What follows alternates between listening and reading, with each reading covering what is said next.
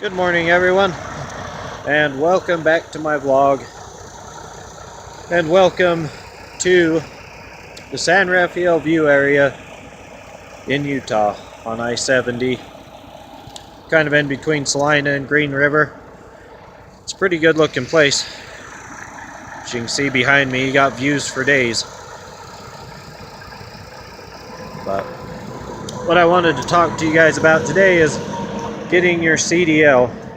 There's my truck. I didn't show it in the last vlog. If you guys watched my last one, it wasn't in there, but there's old Red looking pretty. So they did wash her, but now I've been to Denver and back, so the truck's kind of filthy. But anyways, I just wanted to talk to you about getting your CDL. There's a few ways that you can go about getting your CDL. One of the reasons I'm making this video is because I'm kind of giving you guys a history on what I did and where I came from.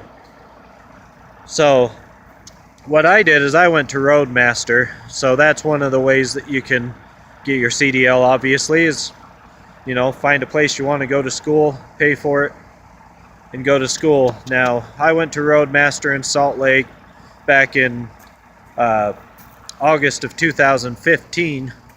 What I did was I just called them, I got approved, got the loan approved. They included all my hotel room, everything into my loan. And so I went and I scheduled it out for as soon as I could get in. And then when the time came, I packed up all my stuff. I jumped on my Harley. I rode to Salt Lake, which from my hometown, which is St. George, Utah, if you watched the last vlog, it's about 300 miles or so. It's not too far. And so I just packed everything up and rode up there and had a hotel room for, I think it's 15 days is what it was through Roadmaster to get my CDL. So, and that ends up giving you, I think it's 150 hours of verified time so that most companies feel comfortable about letting you, or about hiring you on right out of the gate. So that's the way I went with. If you have any questions about that, you can leave it in the comments below or hit me up on the DM, and I will get back to you with any questions that I can answer for you. Now, prior to that, back in 2010,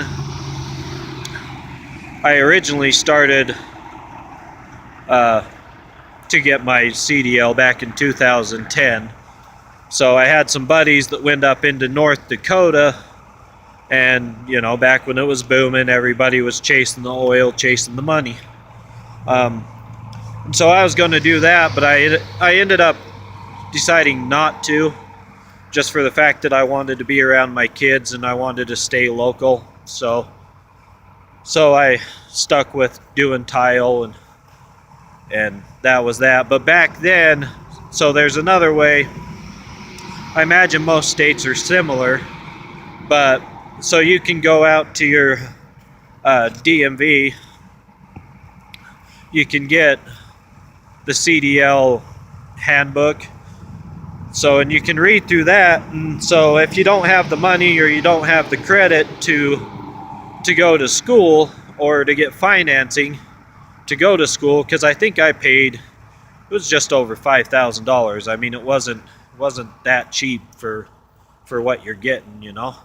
But for me, I wanted to do it that way. That way I was more desirable to more companies, is what the reason behind why I went to a truck driving school. But anyways, so if you don't have that option in your life to get financing, you can always go through and do it through your local DMV or your driver's license division. So, and I think it runs in between like $300 and $400 is all.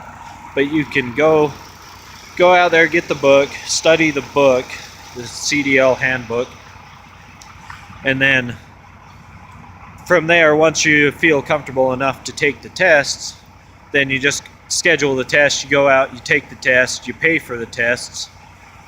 So, and then once that's done, then you can go and hire a third-party instructor to do your driving test. And if you know somebody with a rig that you can use, preferably a manual, because if you use an automatic, you're going to have the automatic restrictions on your driver's license, which that makes you less desirable in the trucking world. So, like currently I'm letting one of the buddies at the place I'm leased on to, he's using my truck to practice in and get his CDL, because I have a 13 speed. But he, anyways, so you go out, you study. When you're ready, you take the tests. Then you study your pre-trips. And then, you know, if you have somebody, then you can go out, you can practice driving and whatnot until you're ready. And then once you're ready, you take that, and then he'll pass you off, and then you take all that out to the DMV and pay whatever you need to finish it up. And then from there you have your CDL. The only cons with doing it that way is a lot of times, you know, companies aren't going to hire you because you don't have any experience.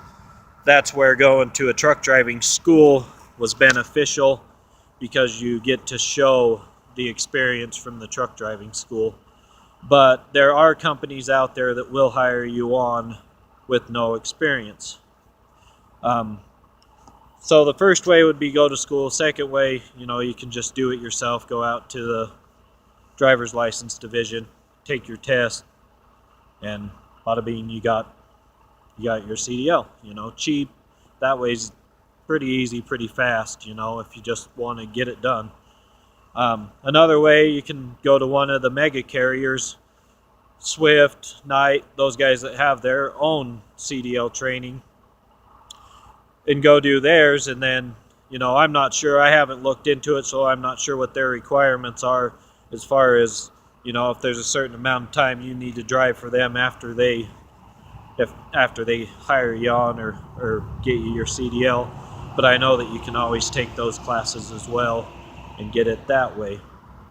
The last ways that I know about, I know in the state of Utah, the Division of Workforce Services has been known to pay for guys to get their CDLs, to put them through school. So if you are in the state of Utah, you might want to check into that. I have not checked into it myself, but I imagine there's some income type stuff to get you approved. You know, you have to make under so much money a year, or maybe you've been out of work for so long or whatnot. I'm not sure. If somebody does know, please leave comments down below with any of this information. You know, if somebody else has better experience with the things I've been talking about, please leave in the comments below for other people. Everybody would appreciate it. I'm just kind of trying to help some people out. This is the knowledge that I've picked up over the last few years from me getting my CDL personally. But there's that way, and then a lot of local colleges also have CDL classes that you can go in and take, and you can just register for them just like a regular college class. But like I said, for me, the easiest thing to do was I just went to Roadmaster. I went up there, I stayed in Salt Lake for the full 3 weeks, and I got my CDL. Roadmaster was nice because they have the, you know, some of the bigger carriers come to the school and they want to, you know, hire the new guys right out of school. So when I was first coming out of school, I was going to go to Werner and drive for Werner. That ended up happening for me. I decided that I wanted to be a flatbedder, and so I found a local company.